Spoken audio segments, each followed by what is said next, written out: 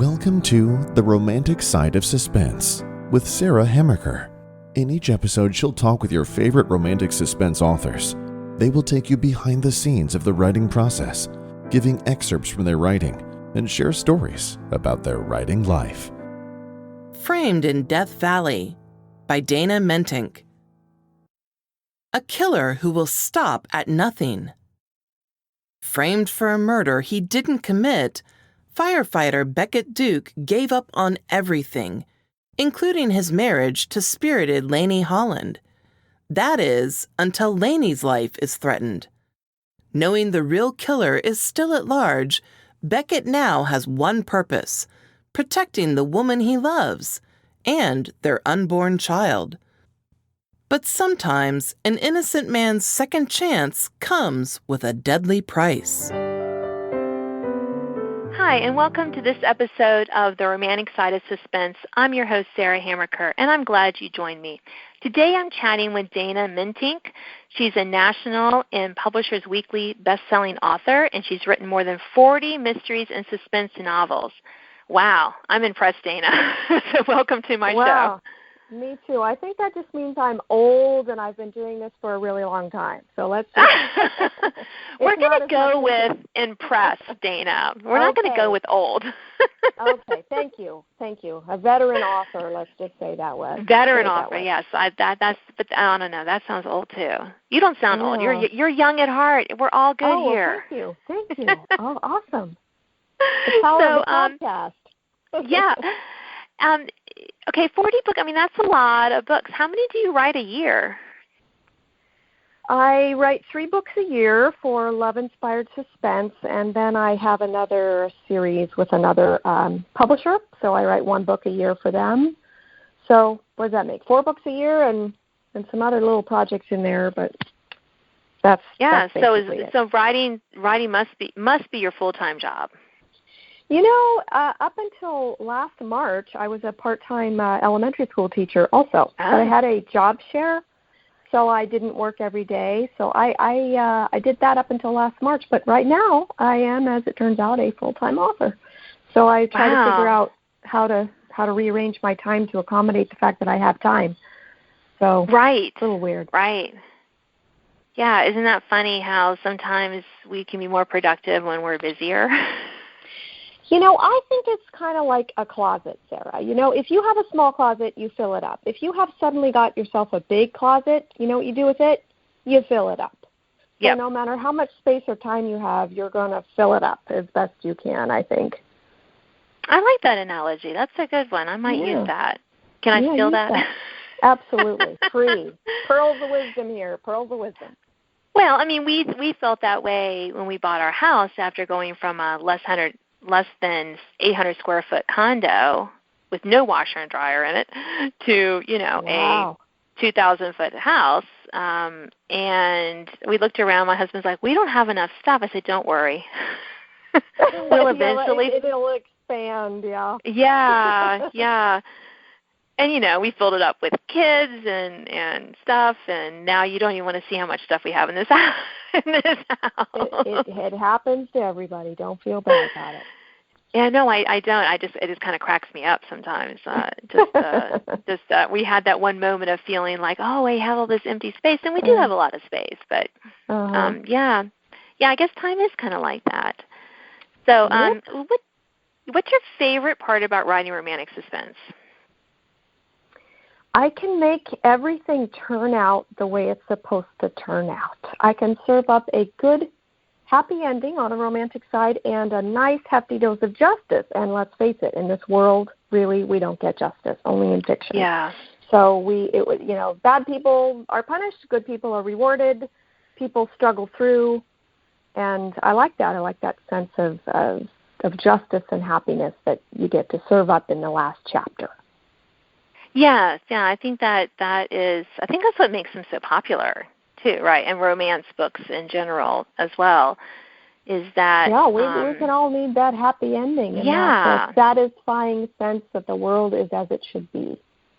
Right, and then we get to create that world and get our characters together and solve so the mystery nice, and get the bad guys in jail or their comeuppance or whatever their appropriate responses to what they did. And yeah, it is very satisfying.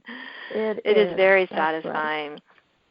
Right. So how do you name your characters? This is always a question that I enjoy asking because I struggle with this sometimes.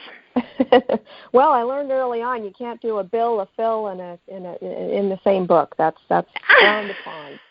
So, and you can't have a Peter and a Paul and a Parker, just on the practical side. But I like unusual names. I like androgynous names that don't, that you don't really know about the character from the name. Like if you're going to name a character Pansy, you're probably going to expect one thing, right? So try to pick a name that doesn't have a lot of expectation attached to it. And I like names that, are maybe not names you hear every day. And I named my daughter Emily, so I don't know why I feel this way in fiction, but just a bit of an unusual names I enjoy. Yeah, my name is Dana, which means apparently means man from Denmark. So, I don't know if there's much to be attached to that, but I like to I did not know that about the name Dana. So you see, there it is. I know. I asked my mom about that, and she said, "Well, I didn't know it meant man from Denmark." So, yeah. Well, I mean, Sarah means princess, so I think I got the better meaning here. I don't know. I think you did too. I should have had my mom, change my name to something more regal like that, princess. Yeah. Well, I don't know. There's a lot of Sarahs out there, so it wasn't popular when I was a kid, and then all of a sudden, like in the 90s, everyone named their kid Sarah. Huh. It made a comeback.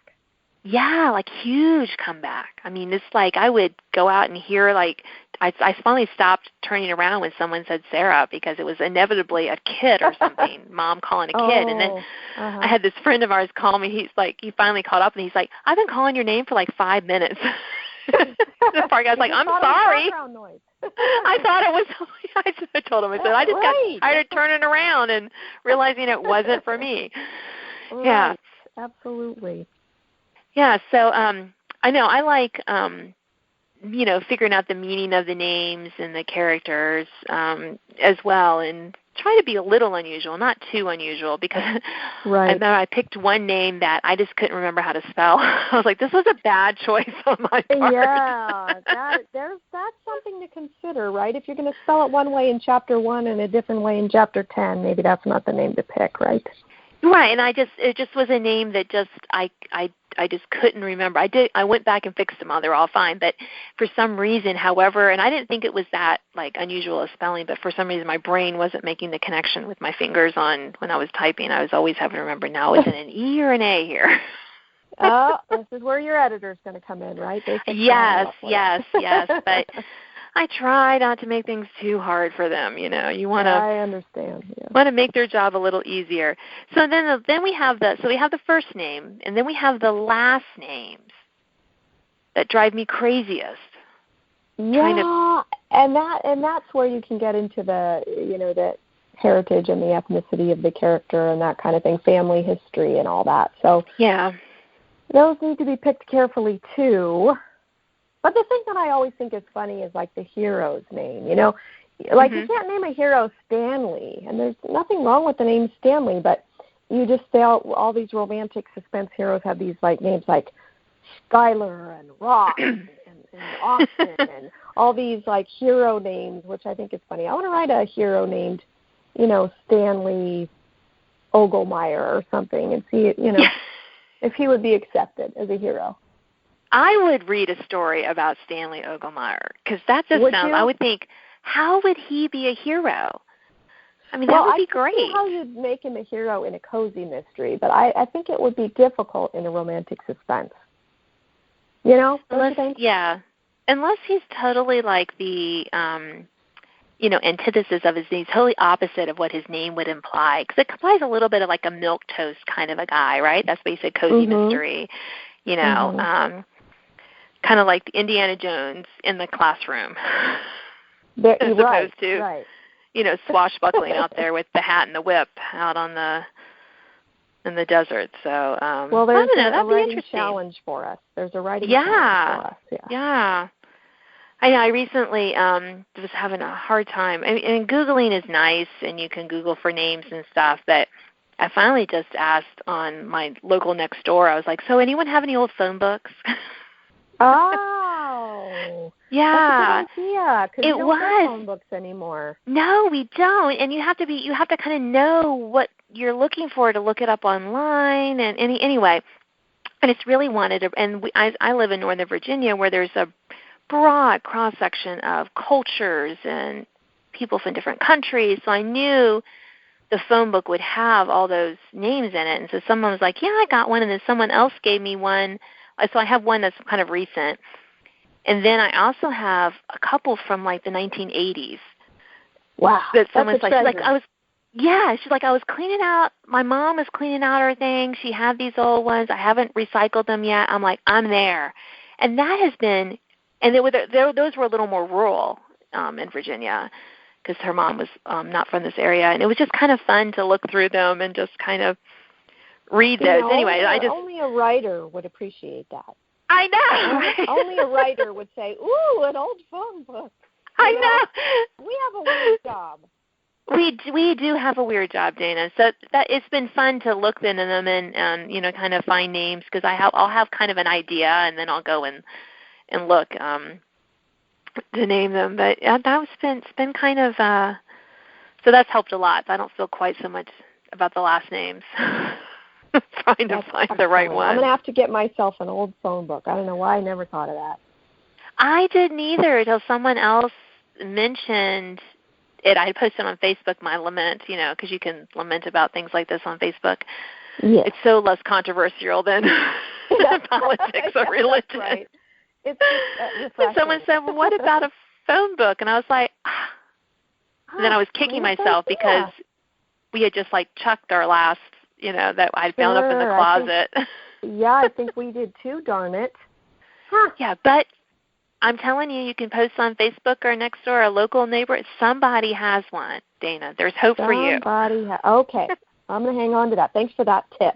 Hey, you're welcome. You're welcome. I'm always happy to help a fellow author. We writers got to stick together. We do. Because, it's a dog-eat-dog world out there. We got to look out for one another. Absolutely. So what does your family think about your writing romantic suspense? Well, I think for a while they were kind of like scared about it. Like, Mom, what are you writing there? Like these bodice-ripping romance novels. And I thought that was quite funny, because that is totally not me at all.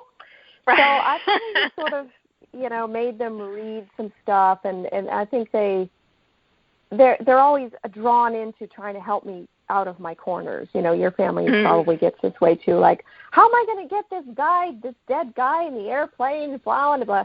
So they're very helpful in that way now. I think they've gotten over the curiosity of it, and they think I think it's kind of cute though, because your family doesn't think there's anything like that noble about it. You tell other people you're a writer, and they're like, ooh, you're a writer. And the kids are like, yeah, my mom's a writer. It's so mundane because it's what they know.